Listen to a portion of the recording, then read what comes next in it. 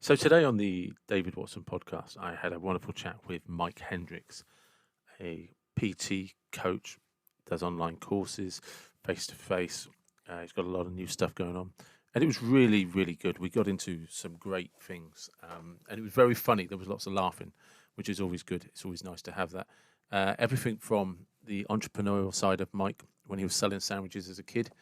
Um, Thank you to his mum. Shout out to his mum for helping him there and to where he is today and how he's moving forward. And it was really insightful, really good. I genuinely appreciate his time. I hope you enjoy it. This is the David Watson podcast.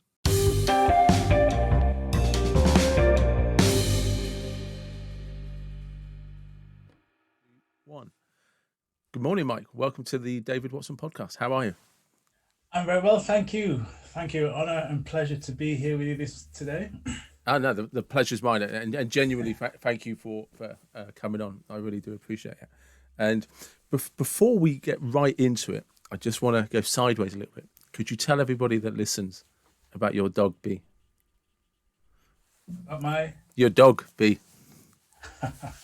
My crazy Labrador dog. Yeah, that's the one. Well, the good thing for us today, I managed to get her over at the father-in-law's today. Wow. So the door won't miraculously open, or you won't see me going down here and patting the dog. She's actually being looked after by my father-in-law. And I think I mentioned before I came on air that he has got a new puppy. He did, yeah, you did last week. Yeah, so she's making her acquaintance with Billy. So being Billy with the father-in-law today. But yeah, Bee's a crazy dog. She's lovely. She's not like your average lab. I think in a former life she was human. Yeah. But I think she's forgotten that she's now a dog. Definitely. When we're sitting down at the dinner table, she expects that she's going to get a chair pulled up, so she's going to sit down next to you and eat. And yeah, she's adorable, but she's crazy. And because when we spoke last week, you were saying that you weren't, before you met your wife, you weren't a dog person. No, I wasn't. I never had, apart from my grandfather had a cat, we never had a dog in our household. So she was always the dog person. She's had, I think this is probably her fourth dog now. And it's been an education for me. It is like having another, as I said, another child. It is, yeah. Literally, I've heard, like I said, my grandfather had a cat, and the cat was, as cats do, very independent. Only find you when they need something, and then they go about do their own business. The dog's not like that. No, not at all. Not at all. And it is, they do. It's kind of, it's always interesting when you talk to people that traditionally were not pet owners and never had dogs, because they never understand when people say, no, it's part of the family. Yeah, oh yeah, definitely. I mean, as much as she annoys me now, when she's not around, it's like, where's the dog? Definitely just like kids then. Exactly the same. I mean, this week you've probably saw I'm quite excited because it's the first week since March the house is child free. So all the schools have reopened. My youngest daughter, she's with my in-laws with B, and my youngest son has started school full time this week. So last week there was like a drip feeding, and those sons are at school and college. So the house is like, no kids. I can actually do some work. See, and I get the luxury and the pleasure of that company. So exactly, you've got to be undivided. that's perfect. Undivided attention. So, yeah, could you just tell a few people about literally Mike Hendricks coaching? Yeah, well, this is something I've been working on for the last couple of years. So to give the long story, I've been working within the fitness space now since, well, a long time, shall we say. Primarily, I started as a coach, fitness instructor, if you like, working for a group called Esporta down in the sunny town of sunny city of Sheffield. And then I moved back up to Leeds, where I began to cut my teeth as the health club manager. So obviously that was overseeing the main part of the health club that I was working for, the sports group, looking after members that would come in. But after several attempts to Tried to get to a high level of manager, so general manager, area manager. That didn't quite work out. Don't know if it wasn't because my face didn't fit, but I thought there must be another way I can pursue my desire to help more people Yeah. within the industry. So I went out and became a trainer, got myself certified, became a personal trainer. Actually left the gym where I was, set up another club, LA Fitness, when it was still around. Okay, And I remember yeah, there was a big chain back in the day. And from there, I started working as a trainer. But then the opportunity came up at my old club to go back and do some personal training there. It was quite a good deal because whereas the LA Fitness, you obviously, like most places, you have to pay a rent. Yeah. The gym where I went back to, we didn't have to pay a rent. It was a commission basis, so there was less pressure, if you like.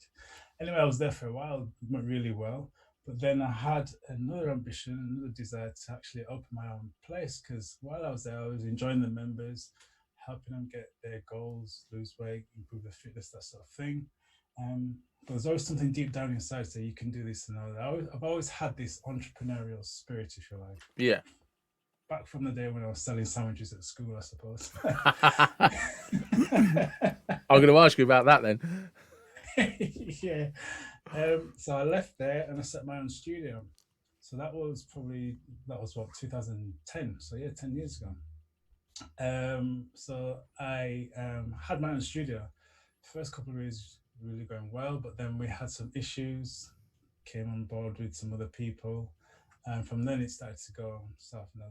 That's another long story. But I had to close it in 2013, 2014. And so from 2014, I was kind of coasting, really, just going back into the gym environment, just doing my personal training. And online coaching is something that I've been studying, behavioral science, psychology, something I've been studying, why people do what it is that they do. Yeah. And I've made that pivot now from doing just physical fitness training into actually coaching people into behavioral change and getting them transformations that last, because that's a key thing. Everyone can change, but making the change that lasts for a long period of time so they can actually reap and enjoy the benefits. And that's what spawned Hendricks Health Coaching. So now I work with busy entrepreneurs, busy business owners, busy senior managers, people who typically are under a lot of pressure to perform at a high level for a long period of time, who are often time poor, helping them to get more ease, more enjoyment, and more efficiency in their lives through transformative coaching. So, because it's interesting, isn't it? Because people always assume that if somebody's like a CEO, entrepreneur, they materialistically or business sense look like they've got it all. People just assume they have no problems or that they don't have any difficulties in their life. And it's just like, yeah, no, they just have a particular drive in one direction or a particular skill in one area. And they kind of double down on that. But their life could be horrendous. yeah. Well, often that is the case in terms of what you see as a successful business owner, director, and entrepreneur. On the front surface, they've done well. They've ticked all the boxes in terms of the numbers. They've achieved in terms of impacting a lot of people. They might have a successful business, whether it's 3, 5, 10 years. But on the backdrop of that, there is some sort of sacrifice that they've made, and normally that's to do with their health and often with their relationships as well. And you could say, well, that's the price that they paid, but I'm here to try to change that narrative and say that you don't have to get to crisis point.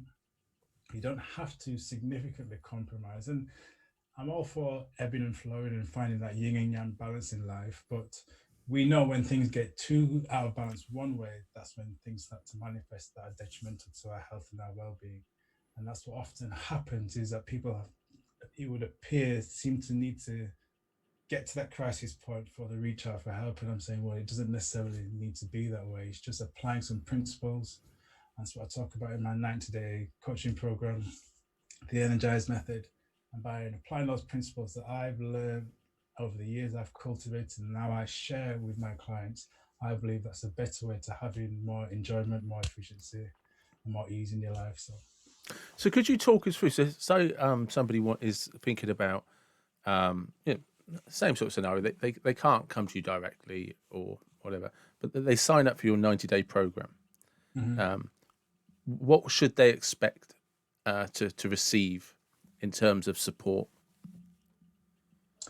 Well, it basically covers, as I touched on there, going through my core principles, and these are something areas that I've hold in high value, Yeah, and I practice weekly and daily in my life. And I believe that when people introduce these into their life, that will lead them on the journey, because it is a journey. It's not an end destination, but have them experiencing more all day long energy, more enjoyment with the foods that they eat, and more in or increased physical capacity so they can work through those particular tasks that we talked about with more purpose, with more focus, and with much more efficiency. Because a lot of people do feel that they have to force their way to get things done. And yeah, you can, and I've done it before in the past. I touched on when I had my own studio. That was very much my philosophy, make it happen, no yeah, grind, and you've got to hustle and you've got to make it hard. But that's not always the case, at least for a lot of people. But what I share with my clients now is that by the end of the 90 days, they will have more body confidence, will have more increased physical capacity, more focus, and more efficiency by applying these four principles. And those four principles are a collaborative mindset, so cultivating a collaborative mindset, optimizing their nutrition, making sure they get adequate rest, and obviously exercise as well. So they're the core, if you like, CORE. They're my core principles. And that's why I work through them with on those 90 days, talking about how you can develop a collaborative mindset and being aware of what's going on between the ears and how that can affect your decisions, and how it does affect every decision yeah. that you make. Optimizing your nutrition. What is the right kinds of foods that you need to eat so you can access all day long energy? Big one is rest. Busy entrepreneurs, busy business leaders, they don't rest. So that's a big area that we cover, is making sure that they optimize their rest so they can regenerate, replenish, refocus, and obviously exercise as well. And what commonly, if there is a common, there might not be anything that's common. Do you find areas of resistance in people? Food. We're probably all a little guilty of that. But Yeah, people are open to exercise. People are open to talking about rest, even changing the way they think. They're open to that. But when it comes to food, it's a big one. Because food, it plays such a huge part of our life, and it's something that we've learned from such a young age. So when Mike comes along and starts saying, "Well, have you considered this? Or have you considered I don't like Mike. that?" Consciously, they can be open to the concept of switching, but subconsciously, that's a whole different thing. And this is why, with the program, we start off with talking about mindset, because if that person is not at least open to my ideas, and I'm not saying I I am can right. tell that this is a really struggle for some of them. Yeah, because you got to understand, these people are successful, Yeah, these people have done well in life, and in 9 times out of 10 cases, they've done things their way and got the results, because that's what's made them successful. So when I'm saying, well, the reason why you're struggling with not having a good sex life, or you're struggling with poor energy levels, or you're really struggling for focus, is because the way you're fueling your body may be different, or the amount of alcohol that you're drinking maybe needs to be addressed, or you're not getting enough rest, da da da da da. Then they're like, well, I've always done it this way. And I'm like, right. So let's explore that a little yeah. bit. So yeah, again, it's not all cases, and we do overcome, some of those objections. But it's good in that sense, and this is why I love what I do. Because if everyone was just to sit there and just say yes, Michael, yes, Michael, yes, Mike, it Yeah, wouldn't make it as interesting. But this is one of the things that we do as coaches, that we're that guide, and we are that guide on the side. We're that voice in the ear saying, yeah. actually, Mike said this might be a better way. And often people do, over a period of time, become open to that, because you've read the books. It takes at least 28 to 65 days for Yeah. people to change their behavior. And so for me, going right now that I've told you this, it's going to be just straight away. You're going to change it. It doesn't happen like that. It's a process. It's a process. Do you know? It just occurred to me. There's an irony. The entrepreneur in you that used to sell sandwiches to people is now telling people to stop eating certain foods. How ironic. Life, it seems,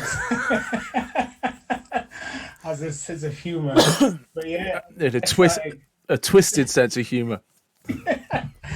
my mum, when I started high school, used to make us sandwiches because she wouldn't, in the first year anyway, she didn't give us dinner money. So she gave us money for the bus fare and she made the sandwiches.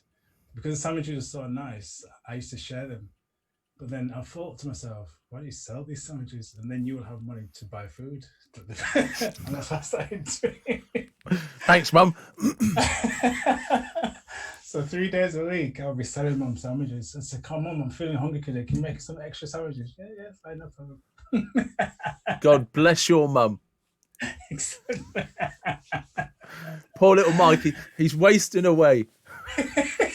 Yeah. I mean, I eat today, son. Oh yeah, I'm eating heartily today. You could see your mum chatting to her friend. Yep, Mike loves my sandwiches. He has 3 a day. Sure. All delicious. Yeah, can't get enough of them, mum. You know what I mean? Can't get enough. Which completely distracted me now, but I just found that so funny. So can we just I like that term collaborative mindset, and what does that really entail for people? Well, for me, and what I found on my journey, and what I'm continually discovering, is that everything initiates with a thought. You know, the fact that we're here sat talking was a thought of yours. The fact that, you know, I married my wife was a thought, my children, everything. And it took me a while to get my head around that, but it's true. Whatever you haven't seen in your life right now and in the future all starts with a thought. So me thinking of leaving the gym and opening my own studio, it was spawned by the idea of thought. And that's so key to change and when it comes to transformation or making any sort of progress, because what you think ultimately will manifest in one way or another. Yeah. Now, what most people are not aware of is that the power is just distributed the same, but it's how you harness the power. An example I like to use is, you know, in terms of nuclear power, nuclear is such a very strong power, but in one essence, it can power a city, but on the flip side, it can destroy a city by, you know, encapsulating it into a bomb. And it's the same thing with thoughts. You need to be aware that the thoughts are very, very powerful. They can create the life you want, or they can lead you to a life that you don't want. But you have to learn how to harness that power. And I like the word collaborative, because when you're collaborating, you're aware that you're working with someone, and that's what you are doing. You're working with your mind to try to cultivate and harness those thoughts that are going to develop your behaviors and actions that's going to move you forward. And that takes time, because until you get to that point where you're actually aware of saying, I can't control everything that comes into my mind. And some books would underline that point. But what you can do is learn how you respond to those thoughts that come into your mind. So we all may be, you know, currently feeling a lot of fear at the moment. And that's kind of understandable given our current circumstances. But how you respond to that fear is down to yourself. What you do with that thought of fear is that you can hold on to it and replay it in your mind and manifest things that you really don't want to. Or you can say, right, you know, I recognize this is not really serving me, so I'll just push that aside now. And that's the whole idea about cultivating a collaborative mindset. And as I said, that's the most important thing.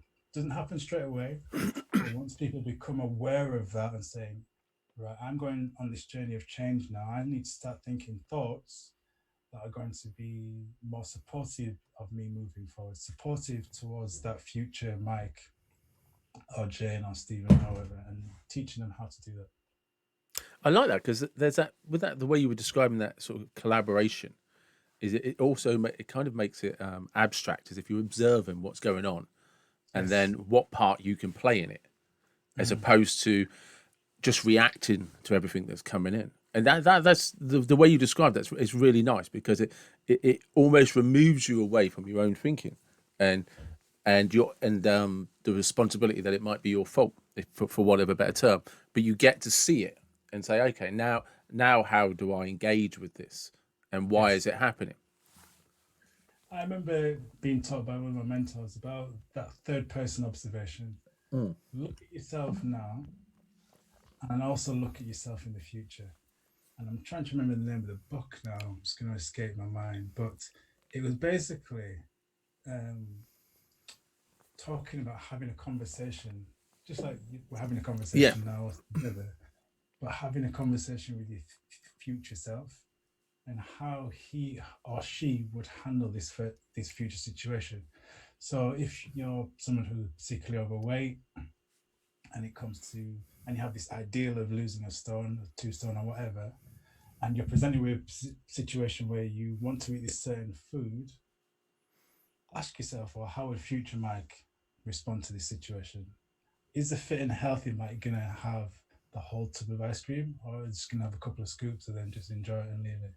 That's the sort of thing that we try to get people to think about, viewing a certain situation, but from your ideal self's eyes or your ideal self point of view. And by that way, you can then start making choices that's going to move you towards that future self. no, that's good. And this is available as an online program. Yeah, so the 90-day program at the moment is available via coaching program. So you'd see me, but what I have recently done is just, well, I haven't signed the papers yet, but I've actually in the process of signing papers for a office space to convert into a studio. As I said at the beginning, it's all nice and quiet here, but I've realized when I'm trying to do videos or when I'm trying to do voiceovers, Yeah, dogs barking or kids are coming in, not ideal. So I've got a small office space where I'm going to put a lot of the content, which I'll speak to you about, all online, so people will be able to access this at their own leisure, obviously online with the videos once the videos are completed. So it that's a is. big idea. It's difficult, isn't it? On one of my first podcasts, I think it was podcast 4, I was chatting to a friend of mine, Gid, who's a music producer, and Yeah. literally about halfway through the podcast, my niece walks into my office to say hello because she hasn't seen me. And I just thought it's quite a relaxed format, so I just gave her the headphones and let her just have a little quick conversation with Gid. And of course, she did what all kids did. She went really shy and wouldn't say anything. So she's there with the headphones going. Yeah, that's it. And I left it on the podcast. I didn't edit it out. I just left it in there. You know, yes. Good. And I think she showed it to her friends at school. Like, oh look, I was on my uncle's podcast. You know. Yeah. So yeah, So that's the idea moving forward. so that's a studio space, so you can, what is that? Record tutorials, do live feeds. Yes. So with the Hendricks Health Coaching, um, it's really allowed me to think about the future and how people can access the content that I produce. And it's video. Video is very much done. Is the future. Well, I say it's the future. It's very much now. We've seen it over the last few months that the way we communicate has shifted forever. And one of the ways that people really can access and get in contact with you is via videos. That's one of the things I've started going back and setting up my YouTube channel. So the idea is once I get the studio set up, it'll be just a question of going in, outlining the content that I'm going to cover, and then just going in and recording it and uploading it to these different sites. So obviously my own website and obviously to free sites like LinkedIn and YouTube and so on and so forth. So people can see me, see what I'm about, understand my philosophies in much more detail, but at their own leisure, they can digest it. Not so much when I'm doing live content, but at their own leisure when it's there recorded. So how did Mike, who was selling the sandwiches at school, progress into where you are today? So this is like, so when you left school, what is it that you were kind of driven to do? Well, I've always been a physical kind of, I say a physical kind of guy, not some heavy-handed bouncer or anything. Well, has been in the past life, Yeah. but at school, even from primary school or middle school age, I always loved sport, and I think it's just part of who I love being physical.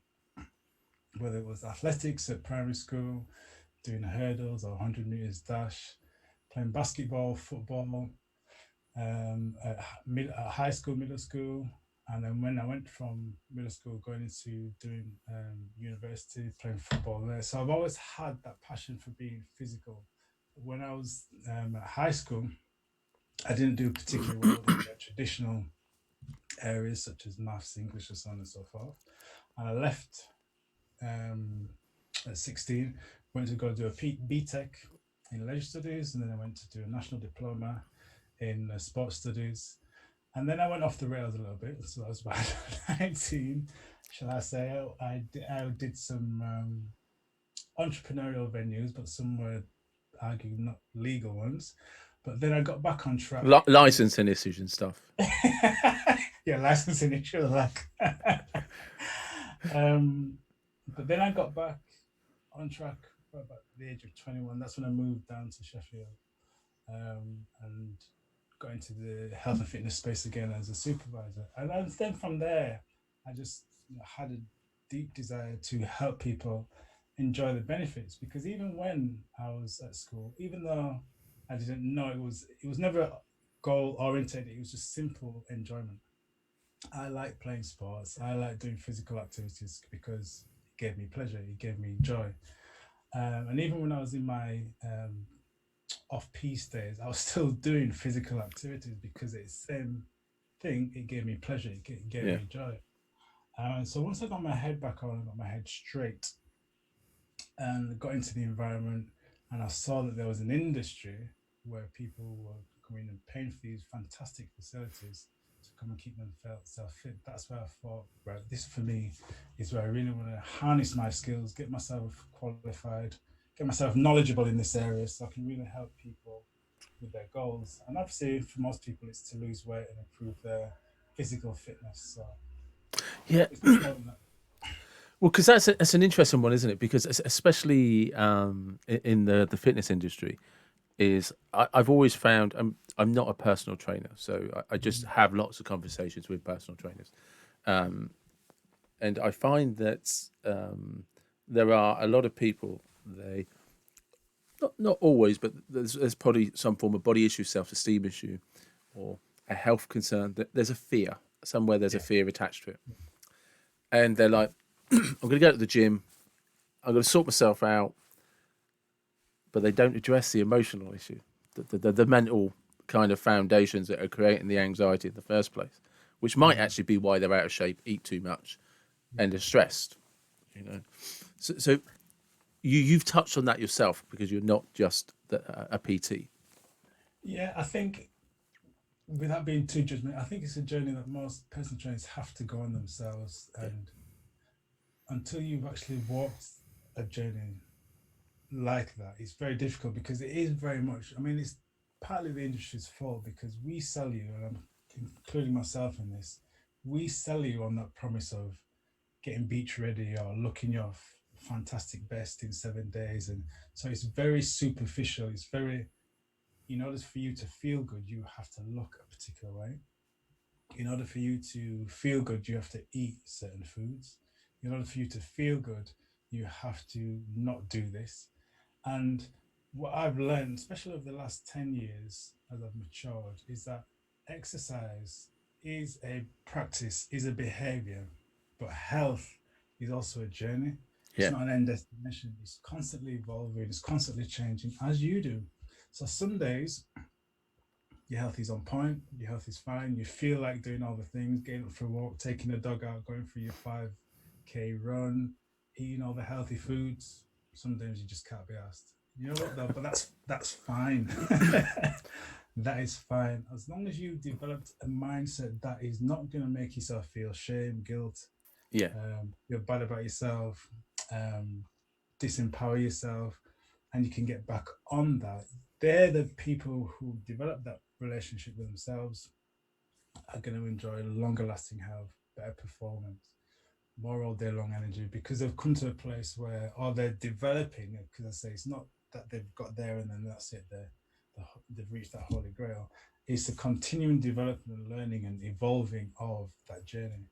And took me a while to figure that out because I was someone who was saying that, for example, I used to never understand why don't people exercise? No wonder she's overweight. No wonder he's depressed. He doesn't exercise, but that's a very one-dimensional way of Yeah. looking at it.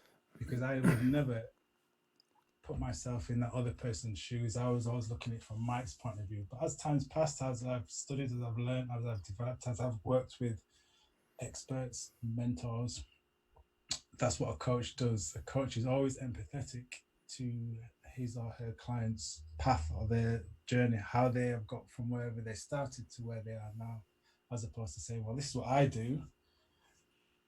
It worked for me, so it's going to work for you. It's not. It's not. It's not always about that. No, no, it's definitely not. Um, so what were the kind of the actually? I'm going to go in a different way. Actually, there's something you touched on with LA Fitness, and Yeah. I remember LA Fitness, Okay.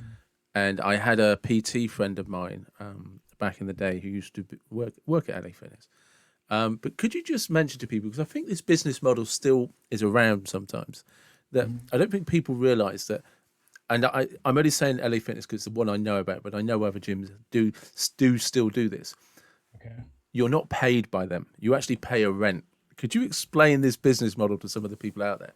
Because some of those personal trainers are working their ass off trying to earn a crust. Oh, most definitely. Yes, it's not easy, but it's a great way to cut your teeth. So, for example, when I joined LA Fitness, I mean, to be fair to the company as a whole, the training and the initial support was very, very good.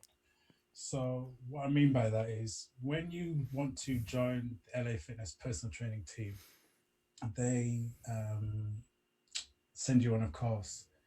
And I remember we went down to a course in a club in London, and we was there for a week. I think it was just outside Kensington because they had a lot of small gyms because their model was small boutique type gyms, not these big, massive David Yeah. Lloyd hangar places. They had a lot of places.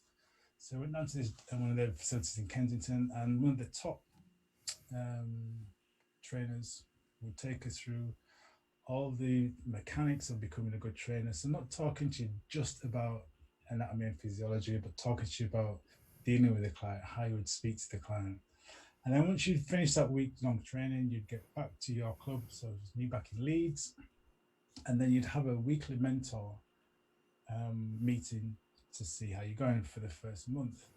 Now, the first month was half price rent. Now, bear in mind the rent back, is talking about 11, maybe 13 years ago, was £700 a month. So your That's a first lot month of was money. a lot of money, a lot of money. So you think about that for a minute. You were charging anything between 35 and £45. How many sessions? Because this is the model that we were told to do. Yeah. Have to sell before you actually took home any money yourself. Yeah. So the pressure's on. Plus the fact that there was um, 10, 12 other trainers in there, all competing for the same audience. Now, what they would say is that we've given you an environment where you've got access to over 3,000 plus members. You only need, less than 10% of that. But as someone who maybe not been in that environment before, working against established trainers, people who've been there for a period of time, it's very, very intimidating, very, very challenging, and very, very stressful. So I was there for about 6 months. Some months were good, some months were bad. So when the opportunity came up to go back to my original club, Esporta, where they was basically saying, well, we'll give we'll just take a commission. So if you get one client, we're going to take 25% and the rest of the money is yours. So there's no pressure there Yeah. to get the client, because whether you like it or not, when you was at LA Fitness, you had to pay that £700 rent regardless. Well, I remember my friend saying to me his mortgage was cheaper than LA Fitness. And I was just like, but I thought he was paid by LA Fitness. Do you know what I mean? No, and I think as a business, as LA Fitness, it's a great model because if you've got 10 trainers paying you 700 quid, that's 7 grand free of charge, and that's not even including your membership. No. Membership between 25 and £40 depending. So you're not even including your membership. So the business model, and I know a lot of clubs still have that model now. So it's not easy for the trainer. And so people listening see the trainers in the gym looking stressed, that maybe one of the reasons why. Yeah, I mean, it's one of the reasons I wanted to put it out there because I don't think people understand this. Is like the image you can sometimes receive from clubs is that we have these amazing trainers, Mhm. and they don't say it, but you get your belief is that they're obviously being paid. Well, Yeah, actually, a lot of those guys are paying rent space, and they are grinding bloody hard, and go month to month shitting themselves that they might not be able to pay that rent or their rent to live to keep a roof above their head. And I don't think people always understand that. no, I think it's so important for people to understand because it is, especially for someone like this, something that you love, something that you want to do, you enjoy helping people. And I think this is where um, I've had conversations with trainers before. It's very difficult for certain trainers to try ask for a premium because what tends to happen is that trainers tend to devalue what they're doing just so they can get a client. So instead of charging that 35, £40, which I think is absolute minimum for a trainer to be charging if they're doing some good stuff anyway, to 10, even less than that an hour. I've heard certain gyms in here in Leeds, certain trainers charging, £10 a session. I'm like, well, I'm sure you're better qualified than £10 a session, but you obviously don't value yourself, or the pressure is such that you feel that you have to Yeah, offer this as such a cheap service that you're not really doing yourself any harm, not doing yourself any good. They're doing yourself more harm. But again, that comes down to the individual, the environment, what their self-esteem and what their beliefs are, and obviously what they're doing as well, because not everyone is working to a very high standard. You tend to think that everyone's the same as you. And again, this is said with love and not to judge, but sometimes people, the way they train their clients, it's like that can't be doing them any good. But again, yeah, you and can't I say think that comes down to they're trying to pay bills. yes. That they're trying to pay bills, and that stress is on them. I like the idea. I've not heard of that. I like the one you were saying that when you went to, is it a sport? Exporter, A yeah. sporter, Mm. where they took a commission because Yes. it allows you that freedom to look long term and say, where can I be? How many clients can I have in 12 months? How can I build my reputation? How can I establish myself? Because you're not having, you don't have to come up with a lump sum every month, regardless of whether you've been successful or not. And you've really got to get a couple of clients go on holiday, a couple of clients get a cold, and that's 4 payments you've missed that month. You know, Yeah, and interestingly, they actually changed the model because when I first started, it was commission, but it was only 20%. So it wasn't a huge amount, 25% from it. But then they said, right, we're changing this because when they had trainers doing well, they recognized, I don't know, we could make more money here. I know. But I didn't mind that because the rent was only 400 quid as opposed to £700.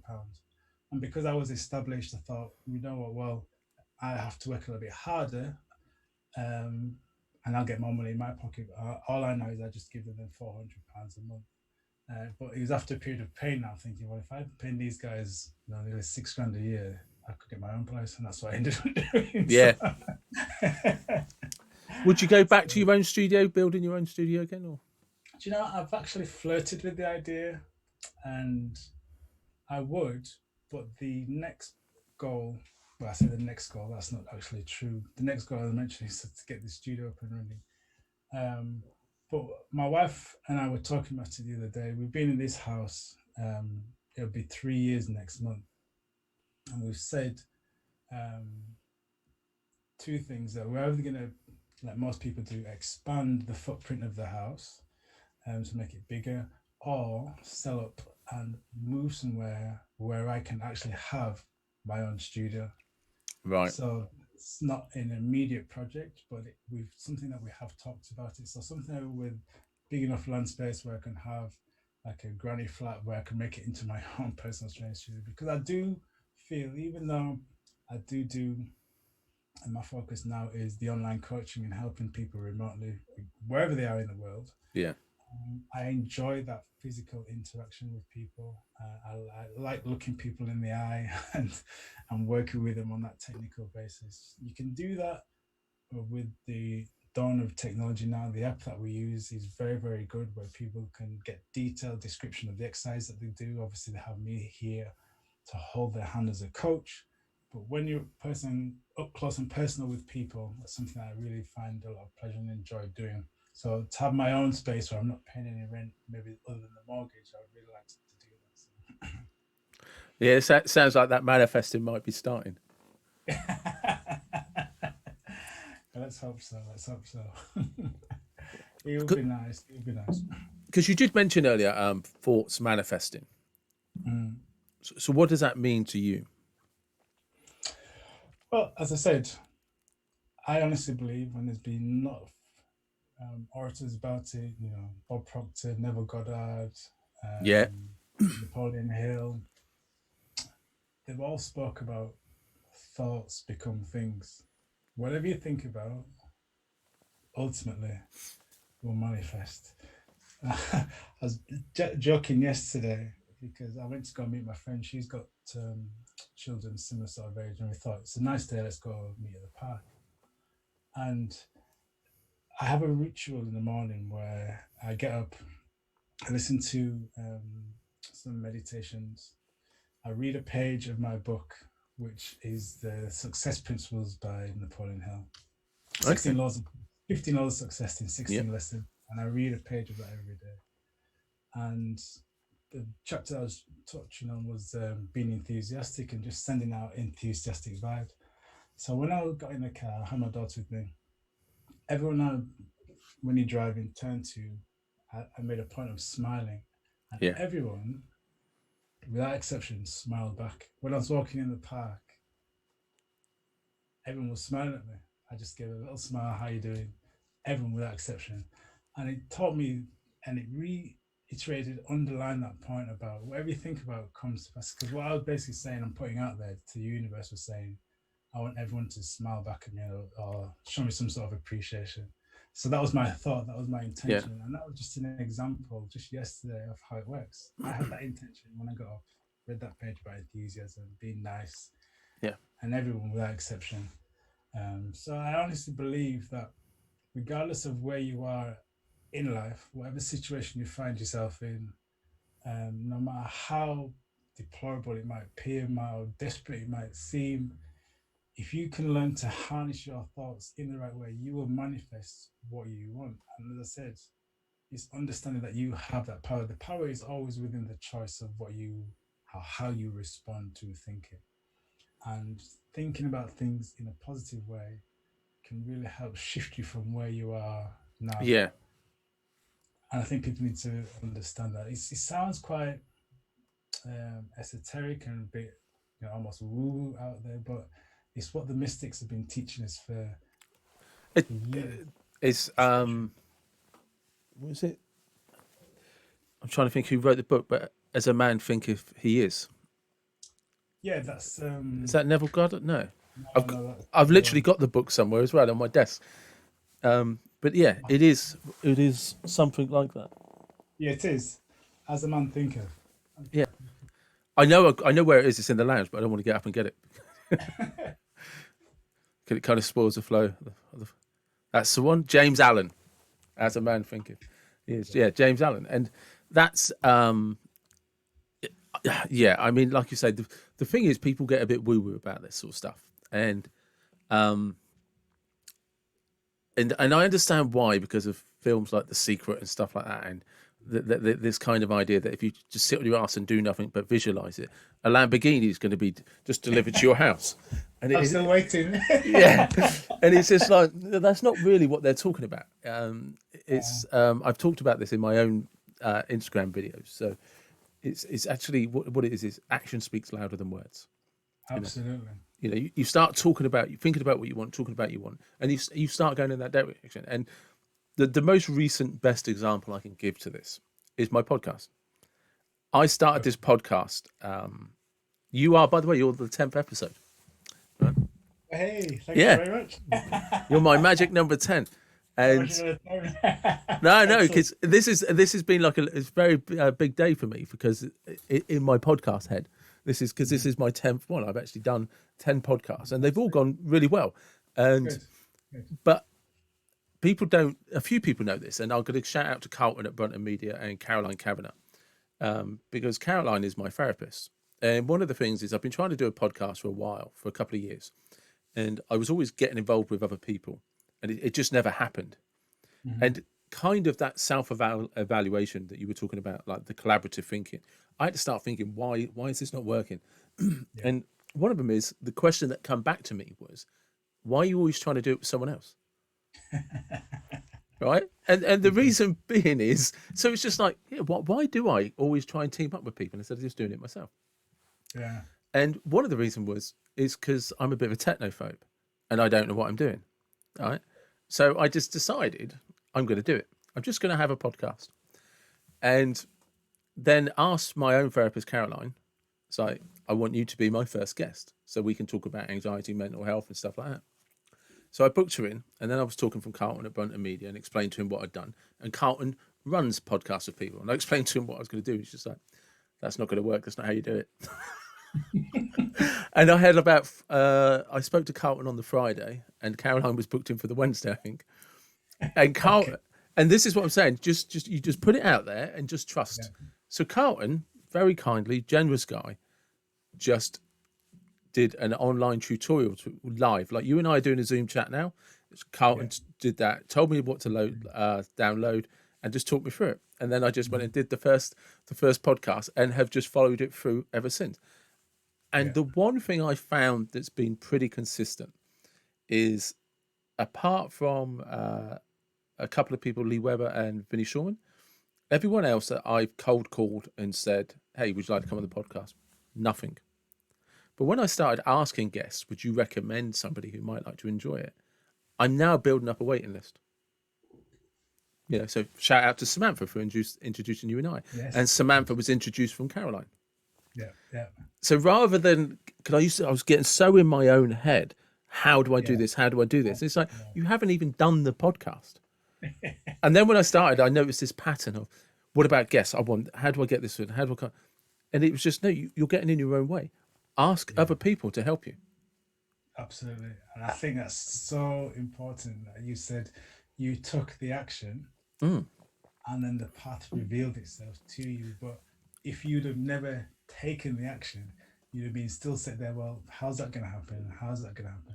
So the key there, that your lesson that you're sharing, which is vital, is that until you take that first step, you can't see what the next step is. You can't. It's so cliched. It is cliche, but if you don't open the door first, you can't enter the room. No, exactly. Do you know what I mean? And I had the handle. Yeah, you see what I mean? And I literally booked a podcast and said, this is what I'm going to do. And then, and like I said, it was 3 or 4 days later, while talking to Carlton, that I found out I didn't know how to do one. It wasn't going to work the way I wanted to do it. He's just like, no, you can't do that. But he then helped me with software, did an online tutorial, uploaded it to YouTube, so it's there whenever I want it. You know, showed me how to record it. And now, by whatever reason, I don't question it, and I just trust that guests are going to turn up. And I think that's so important, especially for people in this day and age, to hear that. It's a simple example, but it's a truth. Yeah. And it's an eternal truth that until you start walking in the direction of your desire or desires, things very rarely happen. So you're then stuck in this, well, how's it going to happen? What do I do about this? Well, until you actually take that first step. It's like when I first set up my first studio, or the studio, I didn't have a clue. Now, looking back there, I mean, interesting, I got a picture from my friend the other day, because I set up a company then called Hendricks Healthcare. Now it's called Hendricks Coaching. And that was actually 10 years ago. He sent me a picture. But back then, just before I left the gym to set up for myself, as I said, I just had this desire. I just had this goal that I wanted to have my own personal training studio. Anyway, long story short, one of my clients at the time is a commercial property investor. So he buys properties, fixes them up, rents them out, that sort of thing. So he was almost like my mentor, my business coach, because he was saying, yeah, you need to speak with the council, the planners, find about.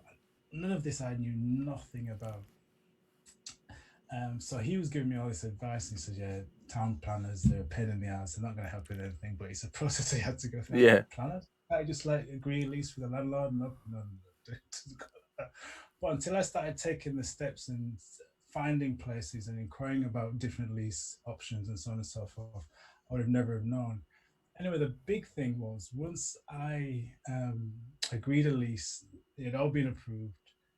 The solicitor then hit me with this 1,200 quid bill Thank again.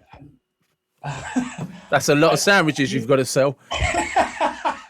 To go back to mum and say, "Mum, I need a big batch." And I need them by tomorrow. Yeah. So I knew I was going to have to pay for the solicitors, but I never knew it was going to cost me 1,200 quid plus VAT. But anyway, it was what it was. But until I paid that money, nothing could be finalized, and I couldn't get the keys, couldn't get a completion, so on and so forth. So I was thinking, oh gosh, well, I'm there now. I just need to find this 1,200 quid. Now, bear in mind, I already left Esport, so I wasn't working there at the time. I had one or two clients that I was seeing at their home and so on and so forth. And I was there thinking, and I remember speaking with my friend Tony Mallet, and we used to go over to a friend's house that lived just outside Weatherby for like these mastermind meetings, and we just sit down and chat. And um, Tony was saying, "Well, can you ask one of your clients?" And just sit there and say, "Yeah, why don't you just ask one of your clients?" Anyway, long story short, I went back to my client who was in that commercial property sector, and I said to him, "You're not moving into this place. Would you help me with this fee? You can pay either half, or if you can pay all of it up front, and I'll train you for the first 6 months for free of charge." And he went, "Yeah, no problem." So he wired over the money and I paid the solicitor. I was thinking, well, you could have just asked him anyway, but until you ask, take action, Yeah. nothing happened, you see. So it's important, just like you said there with your podcast, you've got to take action, you've got to ask, you've got to do these things, and the help's there. The direction is there. You just need to But act it in the was end. kind of like that, as your thing says, the collaborative thinking is. I stepped away and just like, what is this thing you keep doing consistently that's not working? Because I just had this burning passion that I want to talk to people, and Yeah. I want people to tell me what their journeys have been, how they've been successful, and I want to put it out there for whoever can listen to it. Do you know what I mean? Because we can all help lots of people. We're all roughly in the same industry that we're trying to help people, Yes. right? And we can collectively network and do a lot of good, right? And but like I said, is I by kind of like taking your collaborative thinking concept is had to step back and look at why it hadn't been working Mhm. and not blame other people, but look at what I was doing. Yeah. Like, what have you done every time? And every time I'd seeked help from somebody else Mhm. in a way of getting them. I wanted them to do it for me, Yes. but I wanted it to be my podcast. Yeah. So it is just like, no, you're just going to have to learn how to do it and Yeah. have faith in yourself and take a chance, Yeah. and I'm at podcast number 10. Do you know what I mean? And I know it's the favorite part of my week. These podcasts, I love them. Do you know what I Yeah, mean? and it's very powerful, that lesson there. And I think, as I said, more and more people need to hear it, because a lot of people are stuck in their heads thinking, "I can't shift, or I can't move, or I can't make progress." Yeah, And it doesn't have to be some massive, grandiose desire that you have. It just could be something little, like being able to exercise more frequently, like being having a better relationship with food, like having a better relationship at home with your kids or your wife or whatever, or a work colleague. You've got into a position where you feel that you maybe can't progress. yeah. But once you take a step back and say, well, what is it that I am doing or could do to help improve the situation? As you said, just get out of your own way, analyze it. But like I said, when I was analysing it, again, I went back another level. It's just like, why are you always looking for other people? Because you're scared of looking stupid. You're scared of standing out on your own Mm, because you don't know what you're doing. You're scared of mm, asking for help because you feel yeah, stupid and you don't want people to look stupid. the complete opposite of everything I coach my own clients about. Or the irony. Do you know what I mean? It's just like seriously, David. Do you know what I mean? If you were talking to a client right now, you would be tearing the strips off them. Do you know what I mean? And I would be brutal about it with them. Yeah. But there I was, just Yeah. I almost, and I think this is probably important. Is we're not lying to ourselves. We literally have lost the vision of observing our behaviours, and I literally didn't notice what I was doing. Because I think there's a lot of truth in that. I think we get into this almost like a comfort mode, survival mode. It's a pattern that, well, where you are now, you've not died. You've got food on the table. You've got a roof over your head. So that pattern that you're repeating, it's not going to kill you. So let's keep doing it. It's not. We know it. It's fine. It's not ideal, but we're not going to die. So we're happy, and that's the primary objective of survival, or the reptilian brain. As soon as you wake up in the morning, to the last thing you lay your head down, all it's trying to do is make sure you're here the next day. And providing that you're repeating certain patterns and behaviors that allow you to do that, it does its damnedest to keep you there. Even though those may not be serving you, those thoughts or those behaviors, that's what the reptilian brain does. How can I make sure I'm here tomorrow? Right, well, you did that yesterday, and you're here today, so let's do that again. But it's true. I mean, I wrote a program about this called How to Train Your Neanderthal Brain. And it's based on that. Look, your comfort zone is misunderstood. It's your limbic part of your brain saying, if we do this every day, we're going to stay alive. We're going to survive. It's not about quality of life. No. And every time you feel that something is difficult, it's just that limbic part of your brain, that reptilian part of the brain saying, hold on a second. What if this kills us? And you're like, no, I'm just literally going to go to a different shop because I've heard they sell a better brand of coffee, but it's just like, this isn't part of the pattern. You might die. It's true. We're laughing, but that's how it works. I know, but people don't think it's like. So if anyone has anxiety or depression or things like that, they're listening. That is what your brain is doing to you.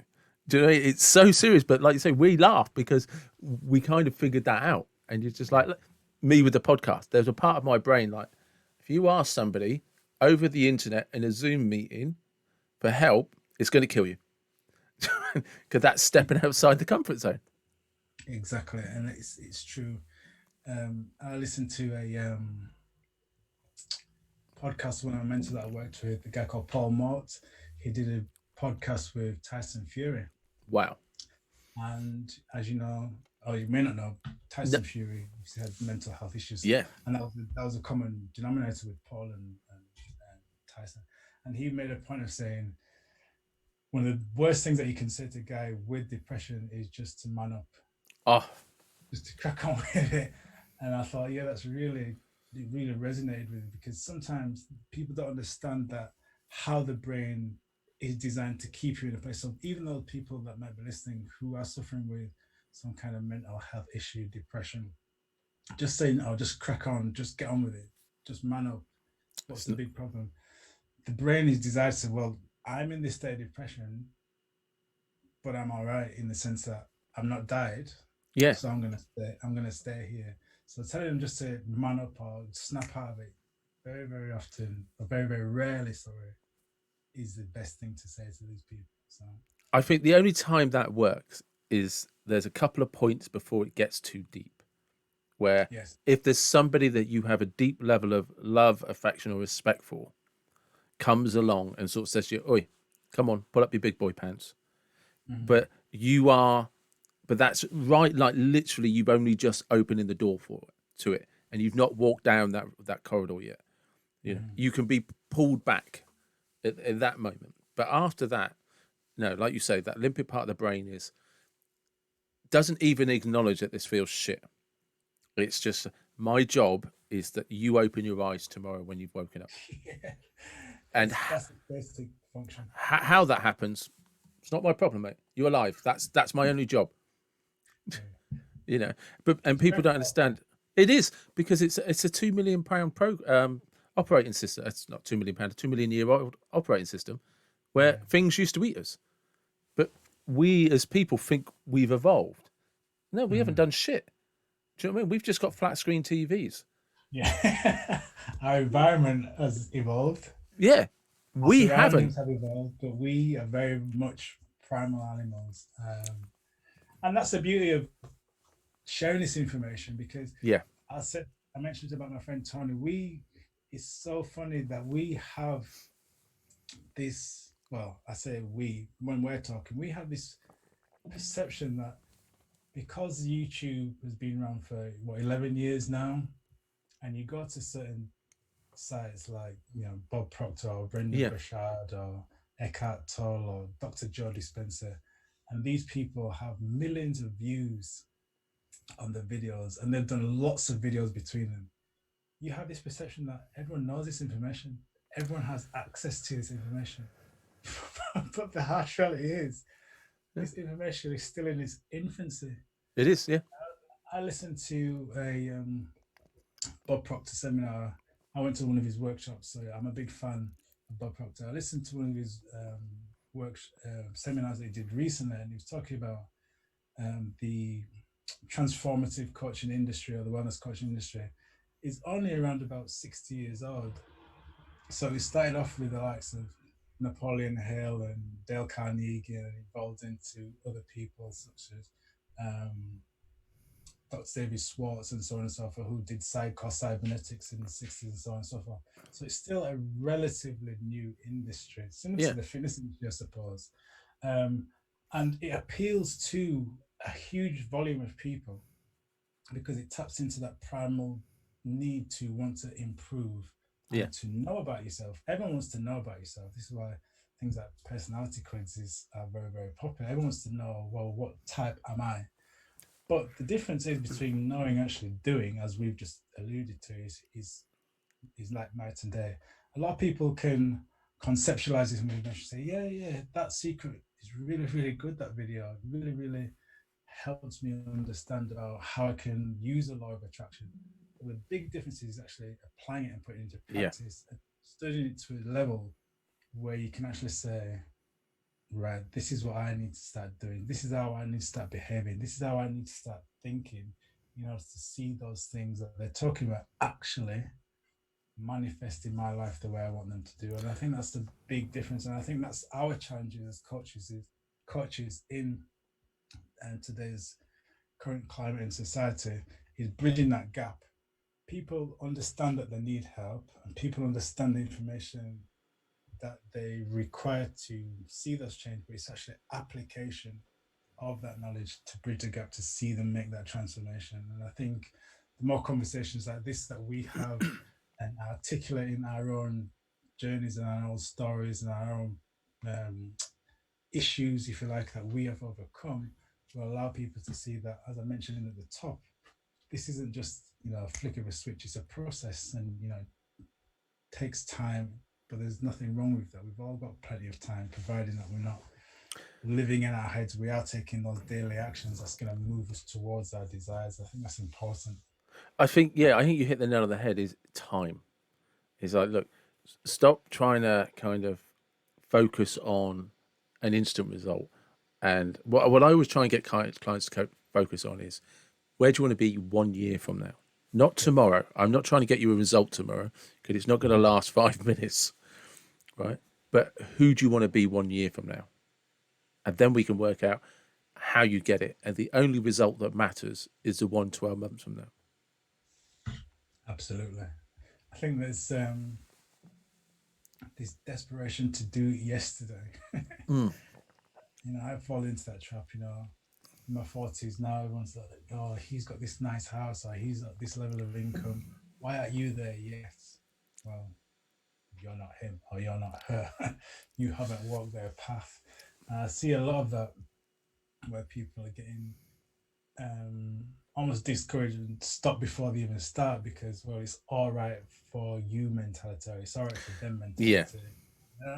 I've been there myself, but it's like you just have to stop comparing them to yourself because they are not you. They have not walked your path. You've come to a point where you've said that you want to change. Forget about everything else. What do you want to see in your life a year, 6 months from now. Let's focus on that. No, I think that's probably that's as true as it gets, and it's probably because it's just gone over an hour, so it's probably a good place to stop as well. But before I do, could you just tell everyone where they find you and about your online coaching course? Yeah, well, I'm on all the usual social media forums. You can find me on Facebook at Mike Hendricks Coaching. And you can find me on LinkedIn at Mike Hendricks Coaching. You can find me on Instagram at Mike A. Hendricks. And you can find me on Twitter at Mike B. Hendricks. Or if you'd like to learn more about myself, go to my LinkedIn profile. You can find a link there where you can schedule in a free 50-minute action plan call where we'll talk about you, what it is that you're wanting to achieve, and we'll talk about how you can start applying the action steps to get you towards your goals, your desires. So yeah, love to have that conversation. Yeah, brilliant. And for people who want to just check you out for the online program, how do they do that? Yeah, you can go to my website, which is learn.mikehendricks.co.uk. There they'll find free courses, free resources. They can get a copy of my latest book, the 5-step fitness, the No BS fitness formula, where they can get a chapter, download that for free, find out my thoughts about fitness in that particular book. So yeah, that's learn.mikehendricks.co.uk. They can check me out there and find out more. Perfect. Thank you very much. All right. Been a pleasure. Enjoyed it.